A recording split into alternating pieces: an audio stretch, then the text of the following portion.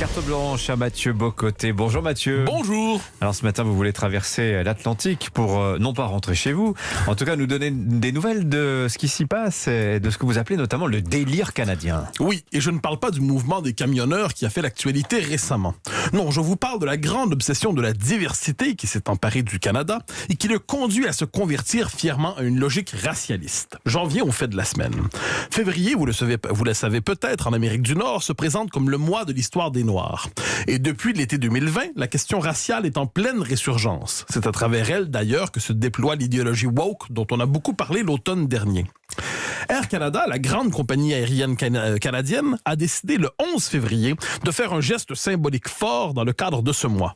Lequel? De préparer un vol Canada-États-Unis dans lequel tout l'équipage serait noir. On y trouvait 2 pilotes et 8 stewards et hôtesses dans le personnel de cabine. Et les employés de la compagnie aérienne ayant contribué à la planification de ce vol étaient noirs aussi.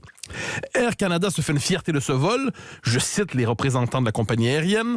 Air Canada salue et reconnaît les réalisations et la contribution de ses employés noirs qui ont proposé l'idée du vol d'aujourd'hui pour célébrer l'histoire des Noirs. Nous sommes ravis de mettre en valeur leur identité, leur fierté et leur enthousiasme pour ce vol inaugural, soulignant le mois de l'histoire des Noirs à Air Canada. Il faut avoir la bonne couleur de peau pour se joindre à ce vol, donc. Si on ne l'avait pas, on ne pouvait pas en être. C'est la logique du tri racial. Après la discrimination positive, surgit la ségrégation positive, jugée émancipatrice, plaçant la couleur de la peau au cœur de l'identité civique de chacun. Mais les choses pourraient se compliquer à l'avenir. Car une fois la passion raciale réhabilitée, elle se déploie sans gêne avec une passion, avec des critères byzantins. Ainsi, il ne suffit plus d'être noir pour être noir. Il faut être noir de la bonne manière pour revendiquer son identité. On l'a vu en 2020 à Hollywood, quand l'actrice Zoé Saldana, noire elle-même, s'est fait reprocher de ne pas être assez noire pour jouer le personnage de Nina Simone dans un film. Elle s'en est excusée, d'ailleurs. Incroyable. Aurait-il pu se joindre à ce vol d'Air Canada? Je ne sais pas. Mais le simple fait que la question puisse se poser nous rappelle que le Canada est devenu un wokistan géant, ou si on préfère, un wokistan polaire. 50 nuances de noir. Donc pour vous, cette histoire n'est donc pas un cas isolé. Au contraire, car le Canada, à l'échelle du monde, est véritablement le laboratoire de ce que j'appelle le régime diversitaire. Comme le disait Justin Trudeau au lendemain de sa première élection en 2015, le Canada n'a pas de noyau identitaire autre que son désir de pousser cette diversité toujours plus loin.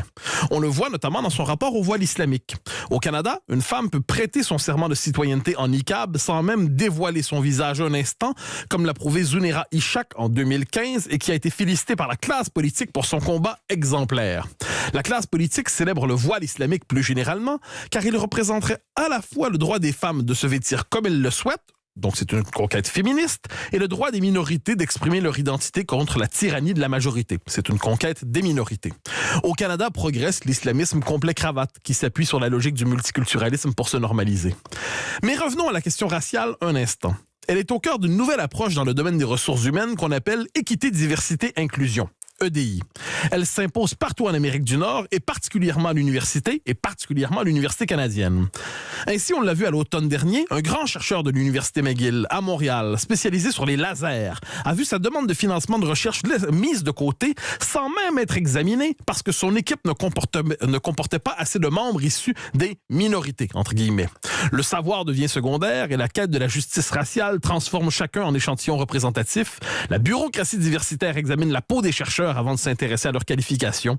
Il n'y a que le Québec qui résiste à cette idéologie et pour cela, on l'accuse de plagier la France, contre-modèle conspué du multiculturalisme nord-américain. Est-ce que la France est protégée de telles dérives? Un chercheur compétent privé de financement parce qu'il vient pas de la bonne minorité, ça nous paraît complètement fou. Alors, j'aimerais bien vous dire oui, cher Dimitri, mais je vous mentirais. Certes, la France résiste à cette racialisation des appartenances. Elle y résiste même plus qu'elle ne le croit, tellement ce réductionnisme ethnique est étranger à la matrice de sa culture. Sur cette question, Valérie Pécresse, Marine Le Pen, Éric Zemmour, plusieurs personnalités gouvernementales comme Jean-Michel Blanquer ou Sarah El Haïry font front commun. Mais cette idéologie progresse néanmoins, comme on a pu le voir ces derniers jours, quand un candidat à la présidentielle que je ne nommerai pas s'est permis d'en critiquer un autre en dénonçant son identité religieuse, en plus de juger de la couleur de la peau de ceux qui participent à ces rassemblements. Prédiction: tant qu'on ne tiendra pas tête fermement à cette logique, elle progressera. Tout cela pour dire, j'espère, Je reprends ma formule, pardonnez-moi. Tout cela dit, j'espère au moins vous avoir convaincu d'une chose. Ah oui. Contrairement à ce que veut le discours à la mode, il n'y a pas de paradis canadien. Il y a surtout un mauvais rêve canadien. Croyez-moi sur parole, j'en viens. Oui, mais ils payent beaucoup mieux qu'en France, hein. Dites ça à nos infirmières. Et on voit ici le libéral qui parle. Voilà, c'est vrai, mais on en parlait hier sur Europe 1. Merci beaucoup. Tiens, à propos de libéral.